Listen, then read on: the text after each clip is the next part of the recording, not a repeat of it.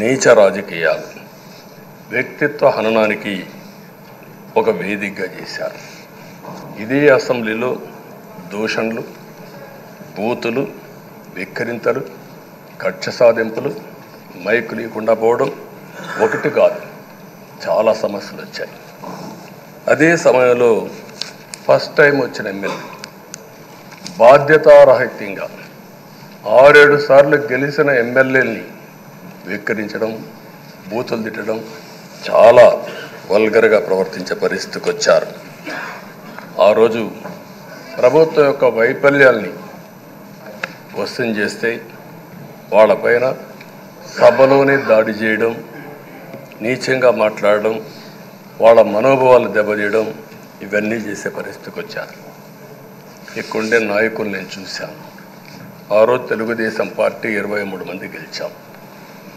జనసేన లేరు, బీజేపీ లేరు.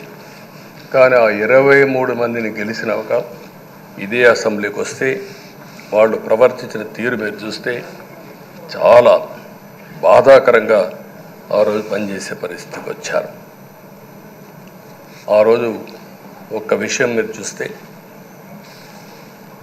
నేను కూడా ఇదే హౌస్లో చాలా బాధపడిన సందర్భం రోజు ఉంది. మెంబర్స్ అందరం ఉన్నాం.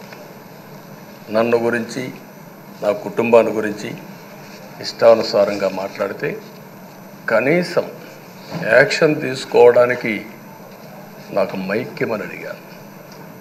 మేము నిరసన తెలియజేసి ఎడతామని మైక్ అడిగితే మైక్ ఇవ్వలేదు. ఇవ్వకుండా మీరు చూస్తే మామూలు సంఘటన కాదు. ఆ రోజు నేను ఒక మాట చెప్పాను, ఇది గౌరవ సభ కాదు, మీరు నాకు మైక్ కూడా ఇవ్వడం లేదు. మైక్ ఇవ్వకపోయినా నేను స్టేట్మెంట్ ఇవ్వాలి కాబట్టి ఇచ్చేడతాను రికార్డు కోసం అని చెప్పి గట్టిగా లేచి ఇదే సీట్లో కూర్చొని ఆ రోజు నేను చెప్పింది అదే వర్డ్స్ మీకు రిపీట్ చేస్తున్నాను. నేను స్టేట్మెంట్ ఇవ్వాలనుకున్నాం, మీరు మైక్ ఇవ్వకుండా చేశారు. అయినా నాకు బాధ లేదు. మళ్ళీ చెప్తున్నా, ముఖ్యమంత్రిగానే ఈ హౌస్కు వస్తాను తప్ప అదర్వైజ్ రాజకీయాలు అవసరం లేదు. ఇది ఒక గౌరవ సభ కాదు. ఇలాంటి గౌరవ సభలో నేనుండనని మరొక్కసారి చెప్తూ మీకు నమస్కారం. ప్రజలకు విజ్ఞప్తి చేస్తున్నా, నా అవమానం మీరు అందరూ అర్థం చేసుకొని నిండు మనసుతో ఆశీర్వదించాలని కోరుతూ ఈ సభ నుంచి వాకౌట్ చేస్తున్నానని చెప్పి వాకౌట్ చేసి బయట ప్రెస్ కాన్ఫరెన్స్ పెట్టాను. ఎందుకు ఈ విషయం చెప్తున్నానంటే, నా జీవితంలో ఇది 9వసారి నేను ఎమ్మెల్యే. ఈ రాష్ట్రంలో తెలుగు జాతిలో నాకు వచ్చిన అవకాశాలు ఏ నాయకుడికి రాలేదు. 14 సంవత్సరాలు ముఖ్యమంత్రిగా పనిచేశాను. ఇప్పుడు మళ్ళీ ముఖ్యమంత్రి అయ్యాను. 15 సంవత్సరాల పొజిషన్ పార్టీ లీడర్గా పనిచేశాను. కానీ తిరుపతిలో నా పైన దాడి జరిగింది. 24 క్లేమోర్ మైన్స్ నా మీద బ్లాస్ట్ చేశారు. ఆ రోజు కూడా నా కళ్ళలో నీళ్ళు రాలేదు. మొట్టమొదటిసారిగా ఎలాంటి సంబంధం లేని నా సతీమణి పైన ఆరోపణలు చేశారు. ఆ ఒక్కరిపైన కాదు, ఈ రాష్ట్రంలో ఆడపడుతులందరిపైన, గౌరవంగా బ్రతికే ఆడబిడ్డలందరినీ అవమానం చేయడం, సోషల్ మీడియాలో పెట్టడం, క్యారెక్టర్ అసాసినేషన్ చేయడం, ఇలాంటి చాలా సంఘటనలు జరిగాయి. దానికి పరాకాష్ఠగా మరో శాసనసభ్యులు కానీ,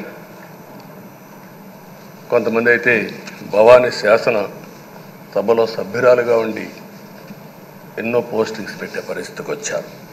అలాంటి సంఘటనలు చూసిన తర్వాత ఫస్ట్ టైం నా జీవితంలో ఆడబిడ్డల కోసరం ఇలాంటి హననాన్ని చేశారని బాధపడుతూ కంటతడి పెట్టాను. ఆ రోజే అనుకున్నా, ఇలాంటి పార్టీ ఈ రాష్ట్రానికి అరిష్టం, ఇలాంటి వ్యక్తిత్వం ఉండకూడదు.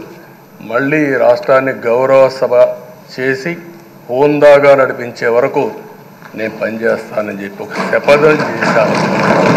ఆ శపథం ప్రకారమే ప్రజలు గెలిపించారు, వచ్చాను. ఈరోజు 2 సంవత్సరాల తర్వాత, ఆ రోజు నేను వెళ్ళింది 2021 నవంబర్ 19వ తారీఖున వెళ్ళాను.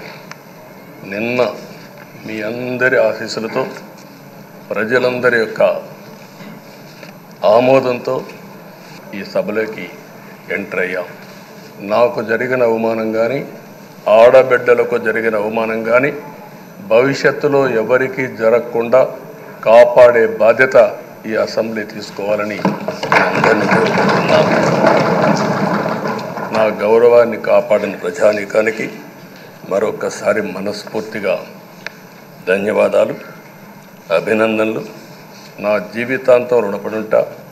మళ్ళీ నాకు జన్మనంటే తెలుగువాడుగా పుట్టాలని, తెలుగు గడ్డ రుణం తీర్చుకోవాలని నా ఆకాంక్ష. తప్పకుండా ఇచ్చేస్తాను. మొన్న మీరు ఒక్కసారి చూస్తే ఎన్నికల్లో ఇక్కడుండే శాసనసభ్యులందరికీ అనుభవం ఉంటుంది. ఎక్కడో అమెరికాలో ఉండే వ్యక్తులు 5 లక్షలు 10 లక్షల రూపాయలు ఖర్చు పెట్టుకుని ఓటొచ్చి ఓటేయడం, నెల 2 నెలలు పనిచేసే పరిస్థితికి వచ్చారు. వేరే రాష్ట్రాల్లో ఉండే ప్రతి ఒక్కరూ ఇది నా బాధ్యత అనే ఉద్దేశంతో అందరూ వచ్చి ఓట్లేసే పరిస్థితికి వచ్చారు. కొన్ని సంఘటనలు చూస్తే ఆశ్చర్యం వేస్తుంది. హైదరాబాద్ నుంచి ఎన్నికల ముందు రోజున 55 ట్రైన్లు వేశారు. 55 ట్రైన్లో ఫుట్పాత్లపై నిలబడుకొని వచ్చారు. ఏసీలో ఫుల్గా, మామూలుగా ఏసీ అంటే ఒక ప్రెషర్ ఉంటుంది, ఎక్కువ మంది ఉంటే గాలి ఆడదు. అయినా కూడా లెక్క పెట్టుకోకుండా వచ్చారు. వీళ్ళందరినీ మనం పిలిస్తే రాలా, మనం ఆర్గనైజ్ చేస్తే రాలా. కానీ ప్రజలు గెలవాలి, ఈ రాష్ట్రాన్ని కాపాడుకోవాలని పిలిపించాం. ఎన్డీఏ, పవన్ కళ్యాణ్ గారు, బీజేపీ, తెలుగుదేశం ముగ్గురం కలిసి దాంతో స్పందించి పెద్ద ఎత్తున ప్రతి ఒక్కరూ మా బాధ్యతను వచ్చారు. అదే మాదిరిగా పేదవాడు భోజనం తెచ్చుకొని బస్సుల్లో వచ్చి ఓటేసి మళ్ళీ వెళ్ళారు. అంటే అంత అభిమానం చూపించారు.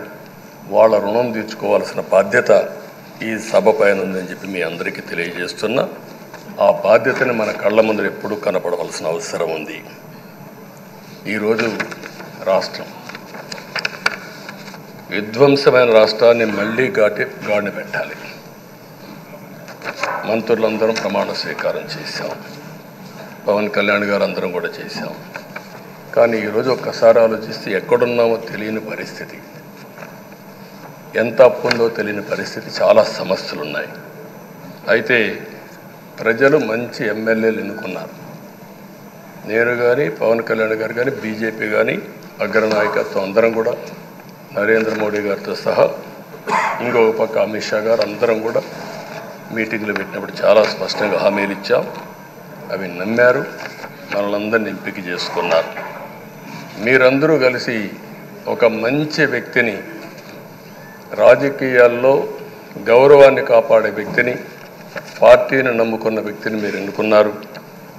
ఈరోజు మనందరం కూడా గుర్తుపెట్టుకోవాల్సింది, ఇక్కడికి వచ్చినప్పుడు అవతల పార్టీ వాళ్ళు కూడా మనం ఎగతాళి చేయాల్సిన అవసరం లేదు. ప్రజలు పనిష్మెంట్ ఇచ్చారు. ఇదే హౌస్లో నేను చూశాను. 23 సీట్లు మాకు వచ్చాయి. నేను బాధపడ్డాము.